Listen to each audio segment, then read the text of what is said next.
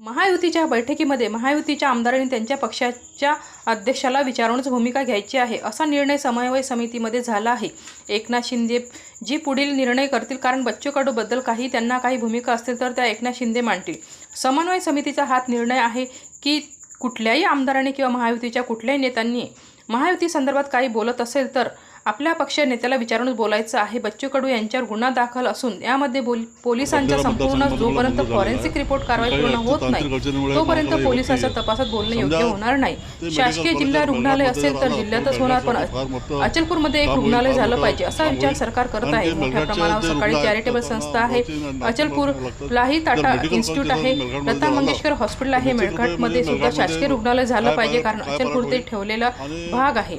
मी विद्या तुमरे, media journalist, Satish Patil, शहर। आणखी मेळघाटच्या पायथ्याशी अचलपूर आणि मेळघाट या मधामध्ये जर ते मेडिकल कॉलेज जर आलं तर फार आमच्या मेळघाटच्या आदिवासी लोकांना, आमच्या मेळघाटच्या लोकांना मेडिकलचं फार मोठी सुविधा होईल आणि रुग्णांना फार मोठी सुविधा होईल।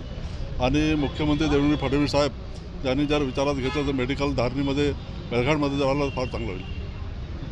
एकीकडे आमदार रविवारांना म्हणजे भंडारा झालं पाहिजे, तुळकीमध्ये अमरावती झालं पाहिजे, बच्चू कडू आणि तायडे साहेब म्हणजे अचलपूरमध्ये झालं पाहिजे, कसं पाहते याकडे तुम्ही? पहा, या मेडिकल कॉलेज सर्वात जास्त गरज आहे तिथं मेळघाट मतदारसंघाला गरज आहे, कारण की तिथं आदिवासी आणि गरीब लोक असतात आणि ते नागपूरपर्यंत अमरावतीपर्यंत पोहोचू शकत नाही।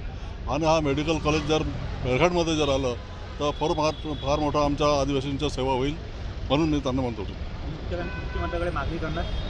बिलकुल मी मागणी करणार आहोत। महायुतीच्या बैठकीमध्ये महायुतीच्या आमदारांनी त्यांच्या पक्षाध्यक्षाशी बोलणं त्या ठिकाणी कुठली भूमिका घ्यायची आहे असा निर्णय समन्वय समितीमध्ये झाला आहे।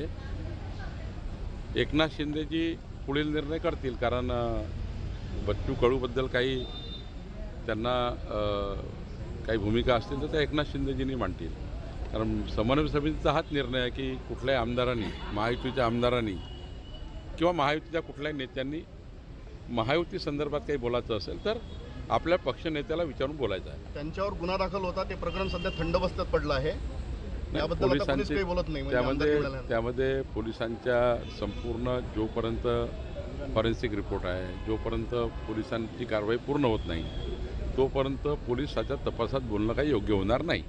अमरावती शासकीय मेडिकल करता आता बच्चू कडू यांनी सुद्धा मागणी केली आहे। अचलपूरला व्हावं, संभ्रम सुरू आहे, कुठं व्हावं म्हणाला नाही, शासकीय जिल्हा रुग्णालय असेल तर जिल्ह्यात होतं, जिल्हास्थानी होत असतं, पण अचलपूरला एक रुग्णालय झालं पाहिजे याचा विचार सरकार करता आहे।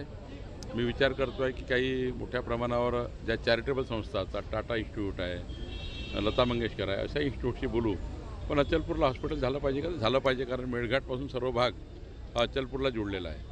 नेता जो आहे